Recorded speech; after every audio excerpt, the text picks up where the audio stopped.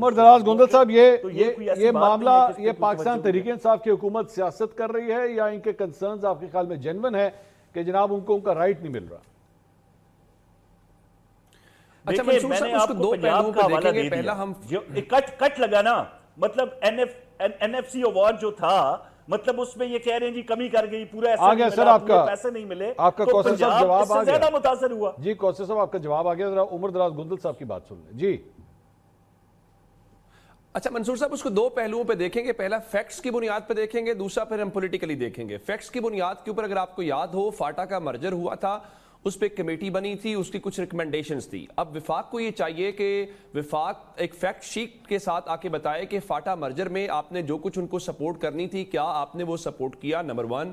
Number 2، اگر N F C کا share ان کا جو بنتا ہے، یا وہ سمجھتے ہیں کہ ہماری باقی واجب الادار جو رقوم ہے، آپ لاہور میں ملے تھے سہیل آفریدی صاحب سے، وہاں ہم سب موجود تھے، انہوں نے بتایا تھا ہمارے کتنے 100 ارب روپیہ پینڈنگ ہے، وہ ہمیں دیا نہیں جا رہا. اس کے بعد اگر آپ دیکھیں تو جس طرح سے اینول ایک بجٹ آتا ہے، اس بجٹ میں مختلف صوبوں کے حوالے سے کچھ بجٹ ڈیولپمنٹ کے پروجیکٹس ہوتے ہیں جو وفاق کے ہوتے ہیں، وہ کراچی میں بھی ہوں گے، وہ لاہور میں بھی ہوں گے، وہ خیبر پختونخوا یا بلوچستان کوئٹہ میں بھی ہوں گے. آپ ذرا اس کا نمبر دیکھیں گے، پنجاب میں کتنے وفاق کے پروجیکٹس آئے ہیں اور خیبر پختونخوا میں کتنے پروجیکٹس آئے ہیں، تو ہم اس حوالے سے دیکھیں گے. یہ تو اس کا گیا فیکٹس والا پہلو. نمبر 2 جو ہے اس کا پولیٹیکل ایک پہلو ہے. کیا یہ پہلی بار ایسا ہوا ہے کہ کسی صوبے نے وفاق کے حوالے سے کوئی امتیازی سلوک کرنے کی بات کی ہے؟ نہیں، ایسا نہیں ہے. موجودہ وزیر اعظم صاحب جو ہیں وہ پنجاب کے اندر وزیر اعلیٰ تھے، شہباز شریف صاحب 2008 کی گورنمنٹ کے بعد. تو آپ کو یاد ہوگا مینار پاکستان کے اوپر وہ بیٹھتے تھے، وہاں پر وہ پنکھے شنکے ہاتھ میں پکڑتے تھے، ان کی کابینہ کا اجلاس ہوتا تھا، اور وہ اس وقت کے جو زرداری صاحب کی یا باقی گیلانی صاحب کی گورنمنٹ تھی اس کے بارے میں جو کچھ کہتے تھے وہ تاریخ کا حصہ ہے. پھر ان کے جلسے جلوس بھی تھے. دیکھیں اس میں پولیٹیکلی اگر دیکھا جائے تو تحریک انصاف خود کو ہی اس میں نقصان کرے گی. اگر آپ یہ چیز کر رہے ہیں تو اس سے کیا ہوگا؟ مثلا اگر قلم چھوڑ ہڑتال آپ کریں گے، کل آپ نہیں بیٹھیں گے، تو بھائی کسی لاہور کے شہری کا تو کوئی کام متاثر نہیں ہوگا. آپ کے لوگ آئیں گے دور دراز سے سفر کر کے، کیونکہ ہمارے میں ڈیسینٹرلائزیشن تو ہے نہیں ہے، کہیں آخر سے افغانستان کے بارڈر سے بھی اٹھ کے اس کو پشاور ہی آنا پڑے گا سیکریٹریٹ میں کام کے لیے، تو اس کا کام متاثر ہوگا. پھر ایک اور بات ہے کہ آپ یہ کریں گے تو وفاق کیسے اس سے پریشان ہوگا، وفاق کی گورنمنٹ کیا محسوس کرے گی کہ ہمارا کوئی کام رک گیا؟ نہیں. لیکن اس میں ایک اور بھی ہمیں پھر مارجن ان کو دینا پڑے گا. پھر آپ کہیں گے کہ چلیں اگر آپ ہڑتال نہیں کرتے تو آپ نے اس کا کوئی متبادل کیا. بالکل انہوں نے خطوط لکھے ہیں جو ریکارڈ پہ موجود ہیں، وزیر اعلیٰ نے وفاقی گورنمنٹ کو، پرائم منسٹر کو، اور انہوں نے باقی چیزوں کی بات کی. پھر ایون کچھ میٹنگز ہوئیں، اس میٹنگز کے بعد ہم نے یہ دیکھا کہ مزمل اسلم صاحب جو وہاں کے مشیر ہیں وہ وزیر خزانہ صاحب سے ملے بھی اور احسن اقبال صاحب سے بھی ملے. تو ہمیں بتایا گیا جو ایشوز ہیں وہ سارٹ آؤٹ ہو جائیں گے، لیکن ایز آف دس مومنٹ وہ ایشوز سارٹ آؤٹ نہیں ہوئے. دیکھیے خیبر پختونخوا سب سے زیادہ متاثرہ صوبہ ہے دہشت گردی سے.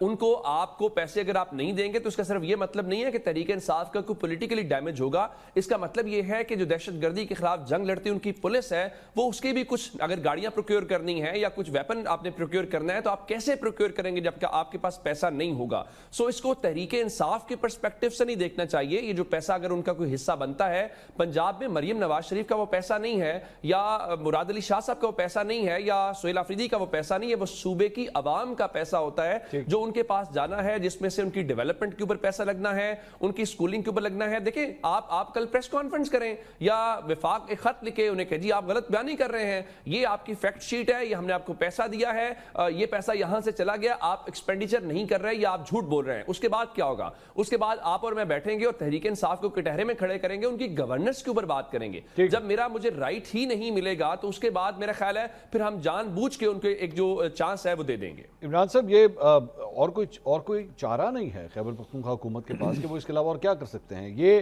بیسکلی اسی وجہ سے یہ احتجاج ہے یا آپ کے خیال میں اس کے پیچھے بھی پالیٹکس ہے؟ کیونکہ ظاہری بات ہے اس کا ایک اینگل یہ بھی ہے کہ سہیل آفریدی صاحب کے اوپر انٹرنل پریشر بہت زیادہ ہے. آج کل پی ٹی آئی کے کارکن جو ہیں ان سے بھی بڑے سخت نالاں ہیں کہ جی گڈھا پور صاحب سے ہمیں جب اتنی امیدیں تھی وہ کچھ نہیں کر سکے، ان کو ہٹایا گیا، آپ کو لایا گیا، آپ کیا کر رہے ہیں؟ تو کیا یہ بھی ایک ریزن ہو سکتی ہے کہ بیسکلی اس طرح کا احتجاج کیا جائے تاکہ انہوں نے کہا میں ہڑتال کرتا ہوں، ہڑتال کر لیتے ڈائیورٹ کر لیں؟ ظاہری بات ہے، اور کیا طریقہ کار ہو سکتا ہے؟ دیکھیں بات یہ ہے کہ یہ ابھی ہمیں فیکٹس کا تو اس طرح سے نہیں پتا کہ یہ ٹھیک کہہ رہے ہیں یا وفاق ان کا حق مار رہا ہے کہ نہیں مار رہا. یہ تو جب دونوں طرف کی چیزیں سامنے آئیں گی تو پتہ چلے گا. لیکن یہ پولیٹیکل ایک سٹنٹ تو ضرور ہے. اچھا. اور سیاستدان جو ہے وہ اب کتنا وہ اچھے طریقے سے صاف ہاتھوں سے کاریگری دکھاتا ہے وہ ایک الگ بحث ہے، لیکن وہ جو بھی کر رہے ہیں تو وہ سیاست. اب ایک الگ بات ہے کہ اس سیاست میں اپنا کوئی راستہ ان کو لگ رہا ہے کہ کام چھوڑ کے نکالنا پڑے گا یا اس طرح نکل سکتا ہے. میرا نہیں خیال کہ اس طرح سے نکل سکتا ہے, اور نہ ہی میرا خیال ہے کہ کسی گورنمنٹ کو یہ زیب دیتا ہے کہ وہ حکومت چھوڑ دے. ان کو حکومت کرنے کے لیے لایا گیا, انہوں نے قلم چھوڑ دیا. انہوں نے قلم چھوڑ دیا. قلم چھوڑنے سے مراد یہ ہے کہ انہوں نے اپنی اتھارٹی ایکسرسائز نہیں کرنی, وہ ایک دن کے لیے 2 دن کے لیے جتنا بھی انہوں نے کرنا ہے. ابھی نہیں, لیکن اس سے پریشر ڈیولپ ہوگا.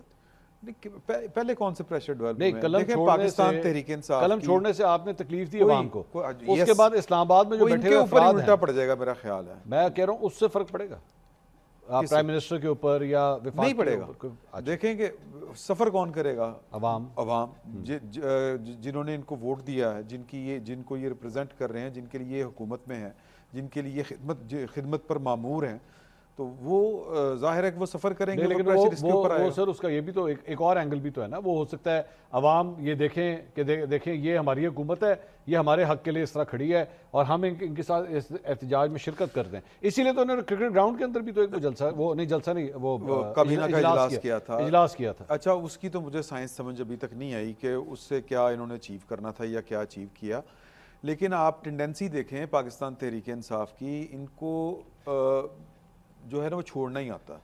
مطلب یہ کہ جی پنجاب کی حکومت چھوڑ دیں, اچھا وہ والا چھوڑ, کے پی کی حکومت چھوڑ دیں, اچھا گلگت بلتستان, مطلب اس طرح کے ان کو کام آتے ہیں کرنے. ان کو سیاست بس ان کی اتنی ہی ہے, ان کو اتنا ہی کھیلنا آتا ہے. یہ بات بھی کی گوندل صاحب نے, کہ عمر دراز گوندل صاحب نے, کہ جی کہ یہ کوئی نیا فنامنا نہیں ہے وفاق کے خلاف بات کرنا. بالکل نیا نہیں ہے, یہ بہت پرانا ہے. اب نے بینظیر بھٹو صاحبہ وزیر اعظم تھی, نواز شریف صاحب جو تھے ان کا ہر وقت منہ سوجا رہتا تھا, ان سے ان کا استقبال نہیں کرتے تھے, بڑا کچھ ہوتا تھا.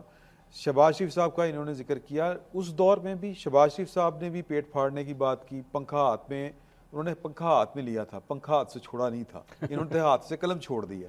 وہ کابینہ کے اجلاس کرتے تھے مینار پاکستان, پنکھا چلا کے وہ دکھاتے تھے, رجسٹر کرواتے تھے کہ یہاں پہ بہت لوڈ شیڈنگ ہے. یہ ٹیکٹرز جو ہوتے ہیں پولیٹیکل, یہ جو فنکاریاں ہوتی ہیں, شعبدہ بازیاں ہوتی ہیں, یہ اختیار چھوڑنے سے, اپنے کام چھوڑنے سے آپ پریشر ڈیولپ نہیں کر سکتے. عمران خان صاحب نے وزیر اعظم تھے, وزیر اعظم ہوتے ہوئے یہ عجیب تماشا تھا کہ انہوں نے احتجاج کرنا شروع کر دیا تھا, احتجاجی جلسے کرنے شروع کر دیے تھے. سائفر والا جو وہ پرچہ لہرایا تھا انہوں نے, وہ وزیر اعظم کے طور پہ لہرایا تھا, اور ایک احتجاجی جلسہ تھا, اس میں لہرایا تھا.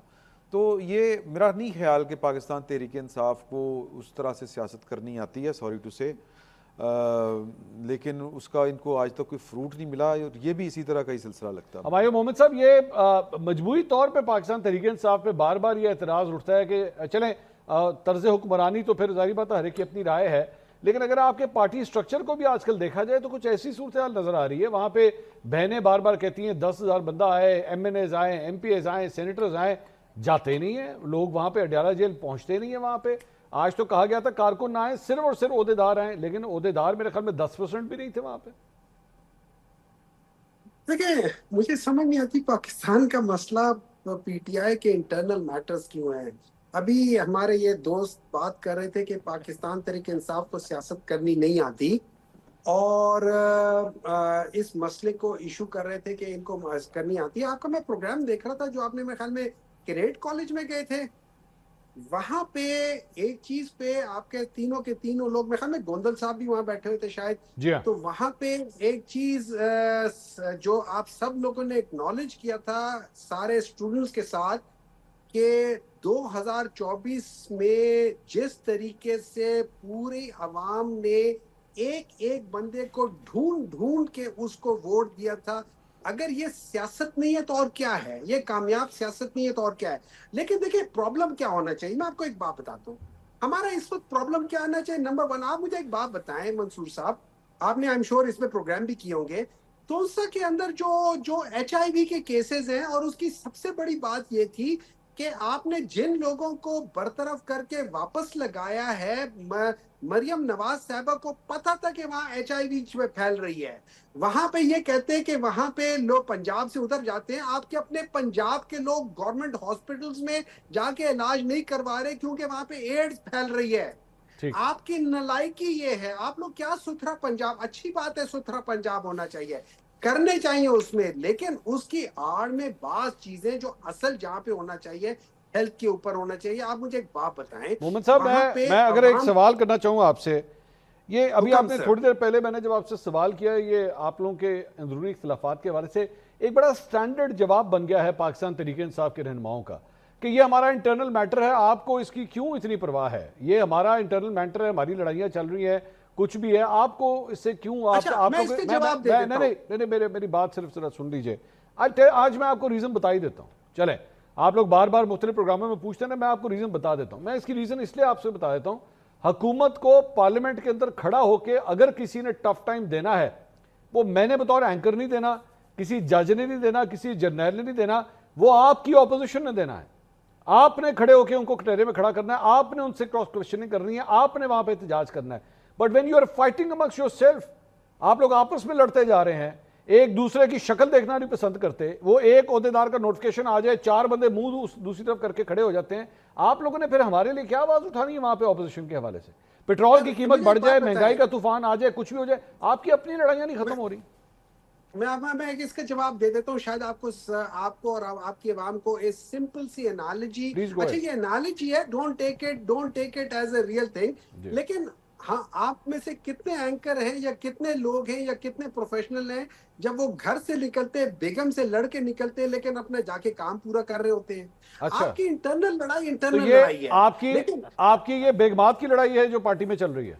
नहीं, मैं कह रहा हूँ ये इंटरनल लड़ाई है आपके घर में, क्योंकि आपके घर में आपकी बेगम है, तो उनके या आपके भाई या उनके साथ आप लड़के बाहर आ जाएंगे, दैट डजंट मीन। मैं वैसे अगर अपनी बेगम से लड़के आऊं ना, यकीन करें मेरा प्रोग्राम करने को भी दिल नहीं करेगा। नहीं, लेकिन आप करेंगे, इश्यूज भी उठाएंगे, वो अपनी जगह पर है। लेकिन देखिए, मैं आपको इश्यूज उठा के दे रहा हूँ। देखिए, इशू ये एफबीआर का शॉर्टफॉल जो है ना, वो तकरीबन 700 बिलियन चला गया है। ट्रेड डेफिसिट आपका 4 बिलियन हो गया है। It is increase of 46%। ये इशू है।